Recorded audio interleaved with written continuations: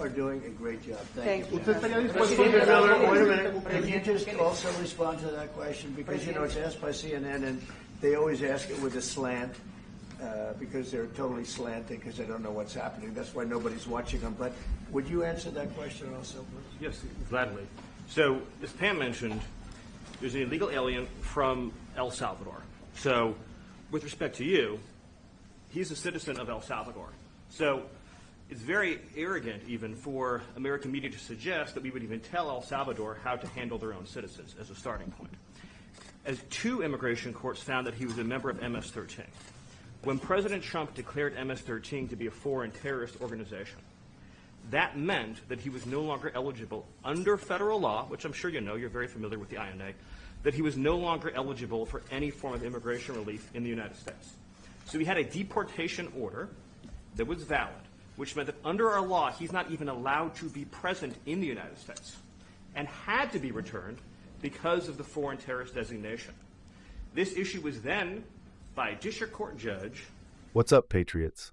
Welcome back to Right View Nation, where we speak truth, stand for liberty, and never apologize for putting America first. Today, we've got to talk about something that just came across the wire, a massive win for sovereignty, sanity, and common sense. El Salvador's president, Nayib Bukele, just told the globalist left and the activist judges in the U.S. exactly where to shove it.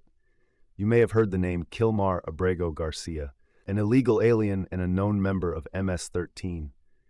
That's right, the brutal gang that rapes, murders, extorts, and terrorizes communities across the Western Hemisphere. This man was legally deported from the United States after being denied any form of immigration relief. Why? Because under President Trump, the best president we've had in decades, MS-13 was rightly designated a foreign terrorist organization. And here's where the insanity begins.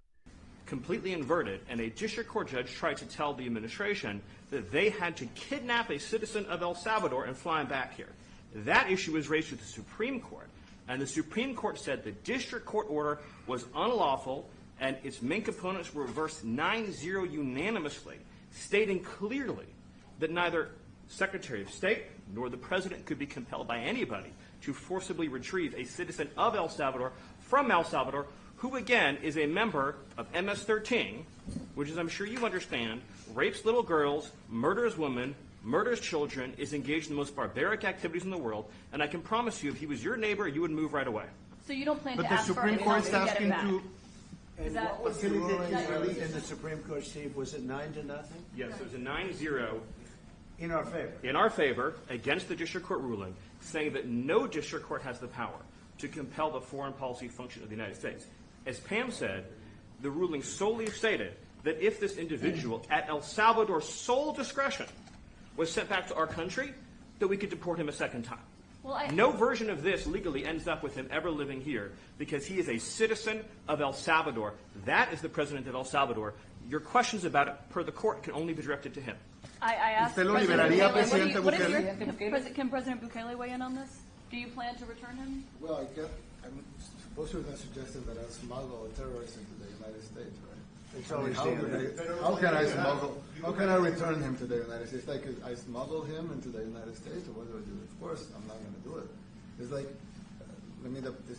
the question is preposterous. How can I smuggle a terrorist into the United States? I don't have the power to return him to the United States. But you can release him inside El Salvador. Yeah, but I'm not releasing. I mean, we're not very fond of releasing terrorists into our country. I mean, we just turned the murder capital of the world into the safest country of the Western Hemisphere, and you want us to go back into the releasing criminals so we can go back to being the murder capital of the world? No, that's not going to happen. Well, they'd love to have a criminal, released into I mean, there's a fascination. They would love it. Yeah. They're sick. These are sick people. Marco, do you have something to say about Yeah, I mean, Stephen outlined it. I don't understand what the confusion is. This individual is a citizen of El Salvador. He was illegally in the United States and was returned to his country. That's where you deport people, back to their country of origin. Except for Venezuela, that wasn't refusing to take people back, or places like that. I can tell you this, Mr. President. No, the foreign policy of the United States is conducted by the President of the United States, not by a court. And no court in the United States has a right to conduct the foreign policy of the United States. It's that simple. End of story. And that's what the Supreme Court held, by the way, to Marco's point. The Supreme Court said exactly what Marco said. that no court has the authority to compel the foreign policy function of the United States. We won a case 9-0, and people like CNN are portraying it as a loss, as usual, because they want foreign terrorists in the country who kidnap women and children. But President Trump, his policy is foreign terrorists that are here illegally get expelled from the country, which, by the way, is a 90-10 issue. Well, Mr. President, you said that if the Supreme Court said someone needed to be returned, that you would abide by that. You said that on Air Force One just a few days ago, and they said that it must be facilitated. Why don't you just say, isn't it wonderful that we're keeping criminals out of our country? Why can't you just say that? Why do you go over and over, and that's why nobody watches you anymore? You know, you have no credibility. Please go. A district court judge in the U.S. tried to order the Trump administration to go and kidnap this terrorist from El Salvador and bring him back to the United States. Let that sink in, folks. A federal judge in our own country tried to override our national security, our foreign policy, and our immigration system, all to bring a violent criminal back into our borders. Now, if that doesn't tell you how broken and backwards parts of our judiciary have become, I don't know what will. But here's the part that gives me hope. The Supreme Court, yes, the same court that the left constantly tries to pack and destroy, ruled 9-0 against this insanity. Even the liberal justices had to admit the truth. The court said, no judge has the authority to force the executive branch, meaning the President and the Secretary of State, to carry out a foreign policy operation like this.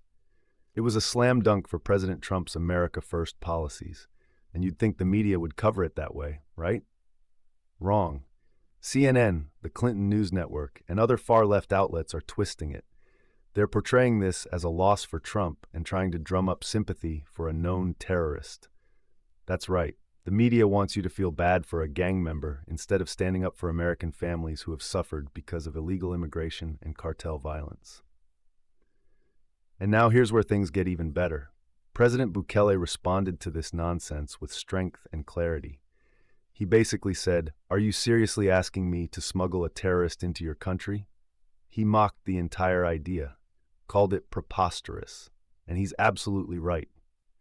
He reminded everyone that under his leadership, El Salvador went from being the murder capital of the world to one of the safest countries in the Western Hemisphere.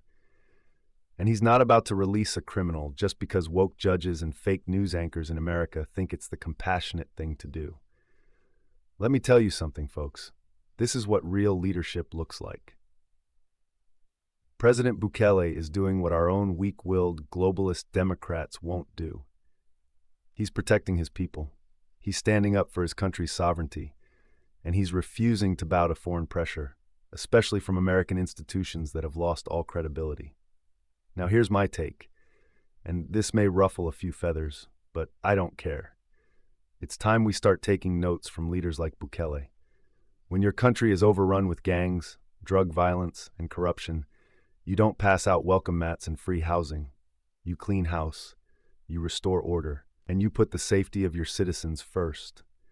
President Trump understood that, and that's why he made MS-13 a priority. That's why he fought tooth and nail to deport these thugs and shut down sanctuary cities. But we've got activist judges and leftist politicians doing everything in their power to let criminals roam free in our streets. It's sick, it's un-American, and it's dangerous. Look, the Constitution is clear. Foreign policy is the job of the executive branch. That means the president, not CNN, not a district court, and definitely not the woke mob on Twitter. This entire episode shows you the lengths the left will go to protect criminals and undermine American sovereignty. And if we don't start pushing back with the same energy and conviction as President Bukele just did, then we'll have no country left to defend. So to President Bukele, if you're watching, thank you.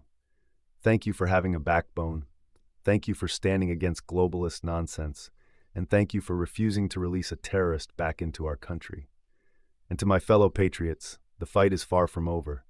If we want America to stay safe, sovereign, and strong, we need to support policies that prioritize national security. We need to vote for leaders who put America first. And we need to reject the radical left's open borders agenda once and for all.